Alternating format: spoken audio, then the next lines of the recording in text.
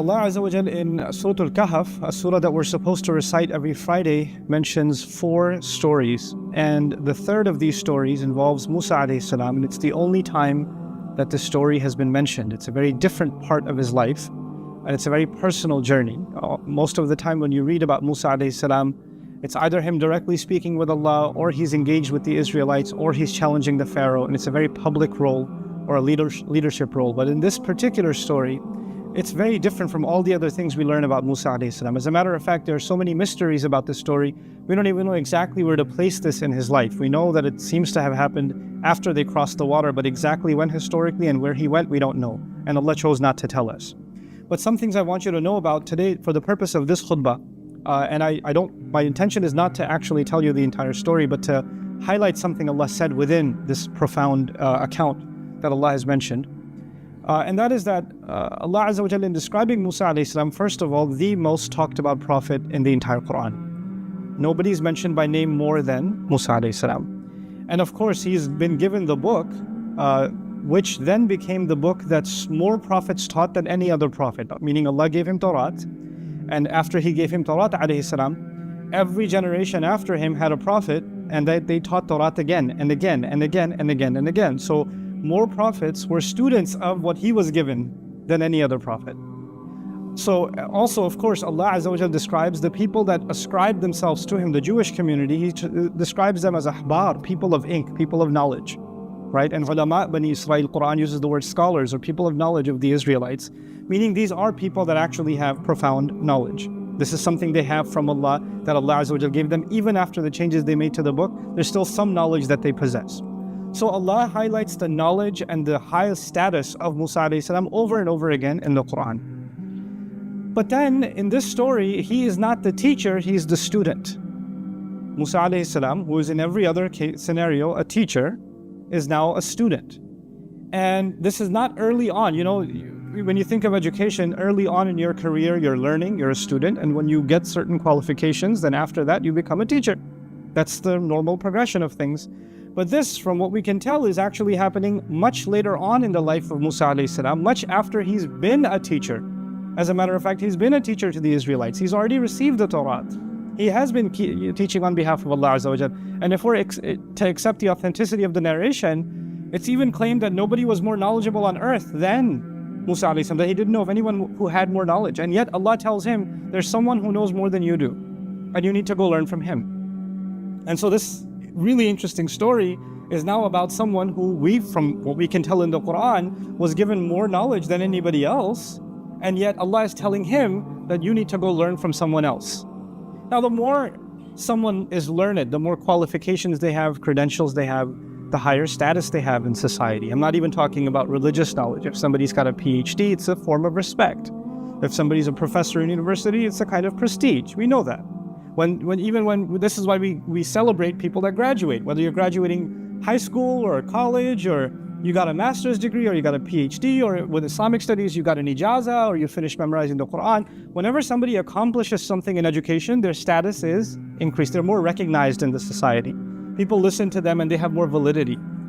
And yet, this person who Allah describes as more knowledgeable, clearly, as even than Musa alayhi salam, rather Musa alayhi salam is traveling an exhaustive amount to come learn from him. Nobody knows him. Nobody knows him. As a matter of fact, one of the most interesting things, is that we don't even know his name. The Quran, Allah did not mention his name. Yes, in the narrations we learned the name Khidr or Khadir, and there are variations of that spelling that are mentioned. But Allah, in his perfect speech, decided not to tell us who is this teacher of Musa alayhi salam. He didn't tell him his name. So how did Allah describe him? This is where I want to begin really today. He says, فَوَجَدَ عَبْدًا مِنْ عِبَادِنَا. Meaning Musa alayhi salam and his young assistant, they traveled together and they eventually found, listen to this carefully now, a slave from among our slaves. Which is probably in closer English expression would be just one of our slaves. They just found one of our slaves. One of our slaves is a description of all of us. That's not a special description. We're learning something profound here. To Allah Azza wa Jal, the more someone gains knowledge, the more they are identified as just another one of Allah's slaves.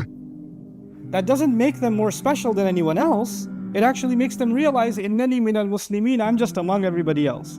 I'm not superior to anybody else. You see, every other knowledge, when somebody gains it, somebody gets a degree, they kind of like get a little full of themselves. Like if they're going to a convention and they've got a PhD, they're not just going to say Abdul Karim, they're going to say Dr. Abdul Karim, comma, PhD. Wait, let me put the P with double marker and H and D, you know. Or you introduce yourself to someone, hey, my name is Salman. No, my name is Dr. Salman.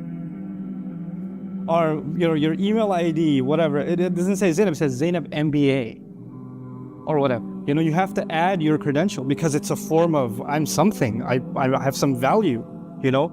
And people love throwing that on. I'm reminded back in the day when I was in college, this is in the 1800s, but when I used to go to, you know, MSA conventions, my friends, just for fun, they'd put their name, like he's like the second year of college, he's putting his name, Dr. Faris Mahmoud, PhD, times 10. But the idea that credentials give you a kind of status. And what is that status with Allah? Well, if you really truly have knowledge, and if I really truly have knowledge, then we recognize the highest status with Allah, of the highest knowledge, is that I'm just a slave. I am and the word slave I use deliberately. I didn't say servant.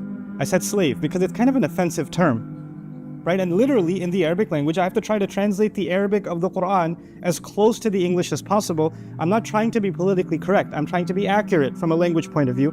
Abd actually does mean slave. And yes, slave is an offensive term, but I want you to understand why that's used. Because slavery to anyone other than Allah is humiliation, but slavery to Allah is an honor. It's actually freedom. And also, you can't think of any title that somebody could give you that could be lower than slave.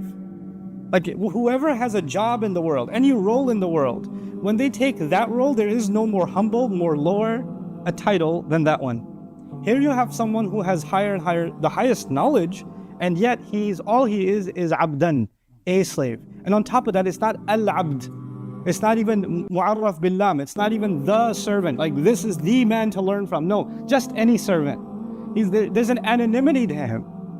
This is profound because it teaches us something about what it means to truly learn Islam. When somebody's truly learning the knowledge of Allah, then actually they are more and more and more within everyone else, not above. They're not above them. They are more humbled than they are full of their credentials. Do you know where I graduated from? Do you know what degree I have? Do you have an ijazah in this? Did you study under this sheikh? None of that matters now.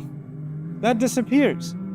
You see, Shah Waliullah Dahlvi rahimahullah said something beautiful. It stuck with me since I heard it in my youth.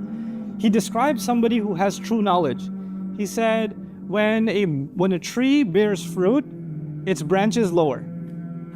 When the tree bears fruit, its branches lower. The idea meaning if you've truly borne the fruit of knowledge, then there's a humility that impacts you. You come lower. You don't think of yourself as higher. When somebody's questioning you, criticizing you, in your head, you're not processing, who are you to ask me? Excuse me, what do you know? Are you even on YouTube? You're going to ask me? That's not what's going on in your head. That's not what's going on in my head. This is the attitude of abdan min ibadina. Now, Musa alayhi salam was given ilmul kitab. He was given knowledge of revelation. This is the next part of what I want to share with you. Musa alayhi salam was given Tawrat, which is the word of Allah. It's the Quran of that time. It's actually even in one place in the Quran described as another Quran. This is what they were given. So it's that's the word of Allah that he's learned. So how is he going to learn something more profound or different from the word of Allah? He already learned the word of Allah. So how is he learning from someone else? You see, there are two kinds of knowledge. There's two kinds of knowledge. There's the knowledge of Allah's words, and there's knowledge of reality. This is what we're going to learn in the story. There's knowledge of Allah's words, and there's knowledge of reality. And just because somebody has learned, profoundly learned, and internalized the knowledge of Allah's words, that doesn't necessarily mean they've been able to truly understand the knowledge of what? Reality. Those are two different things. And the scholar that he's going to learn from, he's been given the other knowledge, the knowledge of reality. He's been given that kind of, not knowledge of the book. The knowledge of the book is with Musa alayhi salam, and it's profound knowledge. It's the height of knowledge, but this is a different kind of knowledge. And that's the other reason I wanted to highlight, why is it that Allah Azza wa Jal mentions His humility so powerfully, and then adds, وَآتَيْنَاهُ رَحْمَةً مِنْ عِنْدِنَا, وَعَلَّمْنَاهُ مِن لَدُنَّا عِلْمًا. Listen to this part carefully. The first thing is, he's just one of our slaves. That's it. He's just one of our slaves. The second thing is, Allah especially gave him a mercy. And then says, and we taught him especially from our behalf. Meaning, Allah taught him what could not have been taught to anybody else by anyone else. Especially to him, some knowledge was given of reality. He was able to see reality in a way that we can't see. This was something especially given to him. But the thing I want you to focus on is, Allah Azza wa Jal mentioned that He gave him mercy before He mentioned knowledge. Mercy first, knowledge second. آتَيْنَاهُ رَحْمَةً وَعَلَّمْنَاهُ مِن لَدُنَّا عِلْمًا. Why is that important, that Allah gave him mercy? That Allah especially granted him a mercy. You see, this is what's called ataf bayan in Arabic. There are some kinds of knowledge that if you have them, there is no greater mercy on you than that knowledge. Like if you know it, your life becomes easier. If you know it, you'll be happy. If you know it, your troubles will go away. What greater mercy that your heart is not going to be at unrest, that you're not going to be afraid anymore, you're not going to be sad anymore, you're not going to be disturbed anymore. You're constantly in a state of blessings because Allah has given you a mercy from Him. And what is that mercy? Some special kind of knowledge of reality. This is the knowledge that he's been given that becomes a mercy for him. Now, how does that operate? I'm not going to tell you the story, but I want you to now, when you go home and you recite this story and read something of the translation or commentary on the story, think about these things. Allah Azza wa Jal takes us along with this journey that Musa alayhi salam came to him and says, "Ala an tu'allimani mimma 'ullimta rushda." Can I follow you? Because you can teach me some of the things you've been taught. And the first thing he says to Musa alayhi salam is, you don't possess the right prerequisites. When you join a university, you have to have prerequisites. He says, the qualification that's needed is sabr. You don't have it. إِنَّكَ لَن تَسْتَطِيعَ مَعِيَ صَبْرًا. You're not capable of being patient. You're not capable of holding back with me. You're not going to be able to handle it. This is too tough of a program. Musa alayhi salam won't be able to handle it. He was able to handle Fir'aun. He was able to handle crossing the water. He was able to handle the Israelites. He's handled quite a bit. He's been able to handle people trying to kill him. And he says, you can't have sabr with me. And this is the same Musa alayhi salam who's telling the Israelites to have sabr. He's telling them when the armies of the Pharaoh are coming, Inna ma'iya rabbi sayahdeen. No, it's okay. My master is with me. He'll guide. This is the hero of Islam, the highlight of the Quran. And this man tells Musa alayhi salam, you don't have enough sabr for this. You can't handle it. Subhanallah. Just to even think about who's being said this is being said to Musa alayhi salam, And so when he says that, of course, Musa alayhi salam says, no, satajiduni insha'Allah sabiran. It's a humble answer. He doesn't say, excuse me, you're going to tell me about sabr? Let me tell you my sabr experience. Here's my sabr resume. No. He says, insha'Allah, if Allah wills, you will find that I have sabr. If Allah wills. He doesn't even guarantee that about himself. Like, look, yes, I have a pretty decent track record with sabr, but that doesn't guarantee that I'll always have it. If Allah wills, I hope that I will meet that expectation. Satajiduni insha'Allahu sabiran. I want to spend the last few minutes of this khutbah talking to you about this knowledge of reality and how the sabr of Musa alayhi salam was tested, and why that knowledge of reality becomes a mercy. I want you to think of it this way. Reality is two things. It's what you can see and what you cannot see. Right now, I can see you. I don't see the two angels on your sides. I don't see them. You understand that? But they're real. They're here. So there's a reality that we can see, and there's a reality that we cannot see. When Laylatul Qadr happens, you look up at the sky. It's just the sky. But the unseen reality is the sky is completely covered with angels descending. تَنَزُّلُ الْمَلَائِكَ وَالْرُوحُ فِيهَا بِإِذْنِ رَبِّهِم مِّن كُلِّ أَمْرٍ. That's an unseen reality. You understand? So there's a seen reality and there is an unseen reality. Now, this knowledge, what we see all the time, all of our opinions, our feelings, our thoughts are always impacted by what we see. Because that's what reality is to us, what you see on the news, what you experienced, what somebody said to you, what you felt. These are your realities. But there's another side to that reality. It's like a source code. It's like you see the front end of the app, but you don't see the code behind the app. There's a curtain, there's a veil Allah put. And Allah Azza wa Jal says on Judgment Day, فَكَشَفْنَا عَنْكَ غِطَاءَكَ فَبَصَرُكَ الْيَوْمَ حَدِيد. that we are removing the curtain from you so you can see crystal clear now. Your vision is ironclad. In other words, now you don't just see what was visible. Now Allah is going to remove the veil and you can also see the unseen reality. The thing is, in most of our life, pretty much all of our life, we never know why Allah does what He does. We don't know. We don't know why you got into a car accident. We don't know. We don't know why you lost your job. We don't know why you got sick. We don't know why this problem happened or that problem happened. We don't know why your brother did so well in school and you failed. We don't know. We don't know why you're so short and your siblings are so tall. And you start asking yourself, why did Allah do this? Why can't He just tell me what He wants from me? Why doesn't He lift the curtain a little bit? So let me see what the secret was. What was the big plan? So I can if I just knew, well, maybe I'd be at ease. Because when you don't know, when a judge passes a verdict on you, the judge says you have to pay this fine. And you say, why should I pay this fine? And he says, no, that knowledge is in the unseen. I'm not going to tell you. When a judge passes a verdict on you and you don't know why, then you become at unrest. You're like, I can't accept that. I need an explanation. I can't have that explanation be hidden from me. What Allah does in this story is He shows Musa alayhi salam there's always an explanation. But Allah decided, وَمَا كَانَ اللَّهُ لِيُطْلِعَكُمْ عَلَى الْغَيْبِ. Allah has decided that He is not going to be informing you of what's happening in the unseen. Behind everything seen, there's something happening that is unseen, and He has decided not to tell you. In this story, what Allah decided to do is imagine there's a curtain, and Allah lifted it, through His teacher just a little bit so you can get a glimpse, a little bit, you can see what's happening behind the scenes. So you understand there's always something happening, but He doesn't lift it all the time. This is a special knowledge given to Khidr alayhi salam, which is a special mercy to him. He doesn't give that to every. He didn't even give it to Musa alayhi salam, meaning this is a reality He doesn't even open to His messengers alayhi salatu wasalam. That's the lesson we're learning here. So when Musa alayhi salam sees that people that are just earning a decent living and the only way they can make a living is a boat that they work on is being damaged by his teacher, like, what are you doing? This is messed up. How can you do this? What could possibly justify this?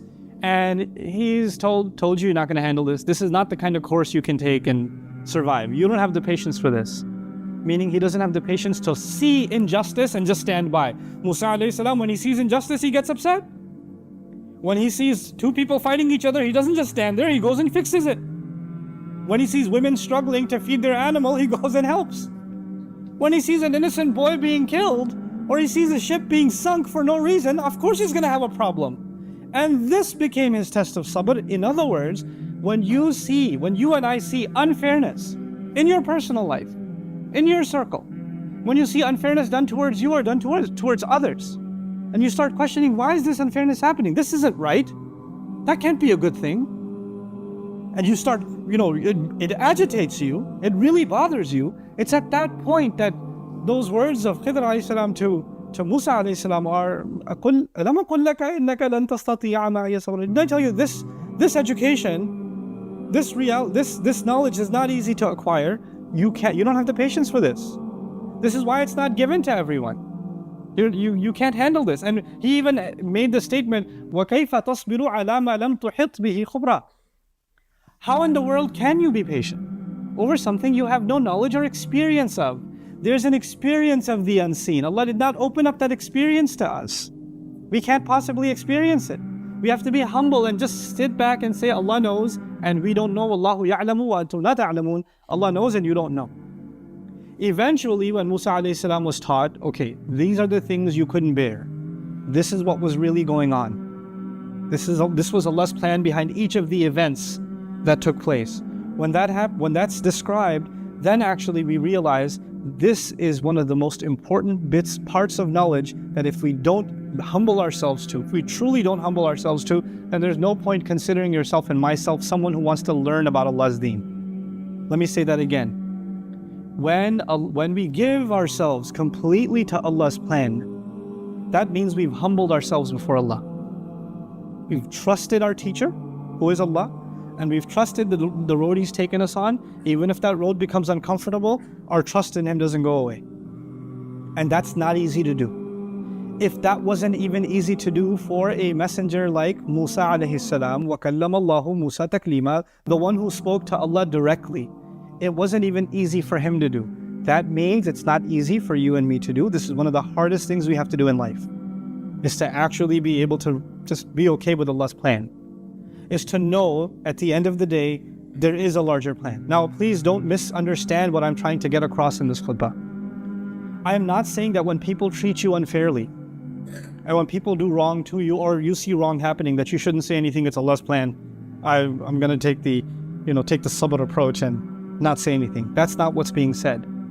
It's being said about things that are out of our control. When things that are happening that are out of our control, there's always a plan in place.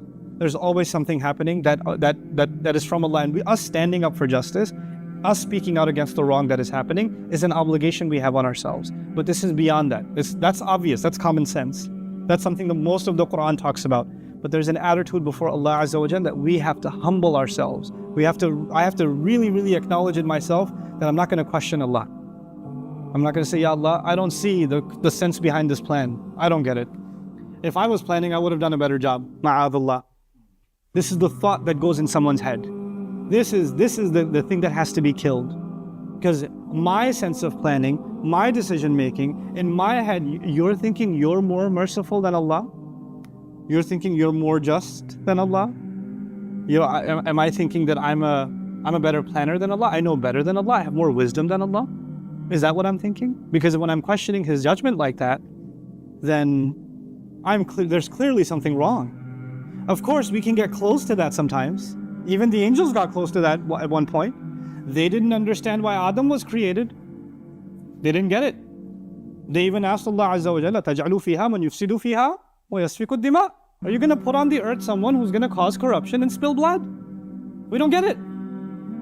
But immediately, as soon as they said this, because they don't understand, it's okay. We can ask Allah, Ya Rabb, I wish I understood why this is happening. Give me contentment to deal with what is happening. That's okay. But immediately, what did the angel say? وَنَحْنُ نُسَبِّحُ بِحَمْدِكَ وَنُقَدِّسُ لَكَ. And by the way, you're perfect. We're not questioning your perfection. We don't get it, but that doesn't mean that you're making the wrong decision at all. That's humility. That's to be a abd of one of the ibad of Allah. Abdan min ibadina. And this has nothing. On the one hand, you could have knowledge of the book. You could know the Arabic language and have memorized the Quran and have studied hadith and you know all of those things. But this isn't there. Contentment with Allah's decree is not there. Contentment with it. Knowing that what Allah has done is better. Knowing that what Allah has done has wisdom behind it. Knowing what Allah has done, Allah is a better planner than you and I will ever be. And there's good in it. Maybe that good is, sometimes a plant grows within a couple of days. Sometimes a plant grows in 20 years. Right? So the seed that you're experiencing now, we don't know the good of it will come now or it will come 100 years from now. We don't know that.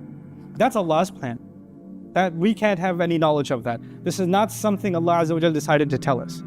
And so Allah, even in Surah Al-Imran, when Muslims were going through a difficult time, and this is the last thing I'll leave you with, Allah Azza wa Jalla told the Muslims this. When they were questioning, when we lost in Uhud, when we experienced tremendous loss in the Battle of Uhud. And Allah Azza wa Jalla noticed that Muslims are even starting to ask, why did this happen to us? Why did we experience it? We have the Messenger of Allah with us, sallallahu alayhi wasallam. We're the believers that we've sacrificed with Him. How can we experience this?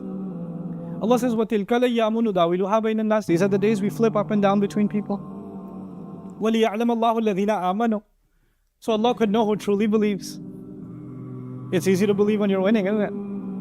I want to see who really believes when you're what? You're losing. First time I studied this ayah, I used to live in New York. And back then, astaghfirullah, I was a New York Knicks fan. And if you know anything about the New York Knicks, Spike Lee is at every game. Or I don't know if he still is, but he was at every game. And he's got those shahada fingers and he's waving. They could be down by 40 points. He's a believer. They call him a true believer. Right? Whether you're winning or not, he's got faith. 3 seconds left in the game, 40 points down, and he's waving the shahada finger. Because that's his faith. Well, you know what? That's why they call him a true believer. The idea being, when we are going through difficult times, that's actually when Allah wants to see whether we believe or not. That's actually when faith is truly, not just tested, graded. Think of it as graded. That's what your actual grade is. Are you content with Allah at that time? So he says, I just want to know who truly believes. I want to see your faith in action. I want to see it put to the test. Another place he says, ما كان الله ليذر المؤمنين على أنتم عليه حتى يميز الخبيث من الطيب. Allah will not leave you just comfortable the way you are. He won't. He'll give you a tough time until He can distinguish the filthy from the good and pure. وما كان الله ليطلعكم على الغيب. And Allah will not be telling you what's going on behind the scenes. He will not be telling you the real plan. He said that Himself. This is the humility that is profound, so profound that even a messenger had to travel to learn it. And this is a journey you and I have to take in life, to really, truly let go sometimes of our complaints and of our questionings of Allah's plan. Just let yourself float, let yourself be, and you'll find yourself in peace, and Allah Azza wa Jal will give you contentment in life that otherwise would never have come your way. May Allah Azza wa Jal make us happy with His decree. May Allah Azza wa Jal make us of those radiyallahu anhum wa radu anhu. Allah is pleased with them as they are pleased with Allah. As they are pleased with Allah. So may Allah Azza wa Jal make us pleased with Him and make Him pleased with us. May Allah Azza wa Jal make our difficulties easy for us, and may Allah not make any of our trials a reason for us to lose our faith in Him. بارك الله لي ولكم في القرآن الحكيم ونفعني وإياكم بالآيات والذكر الحكيم.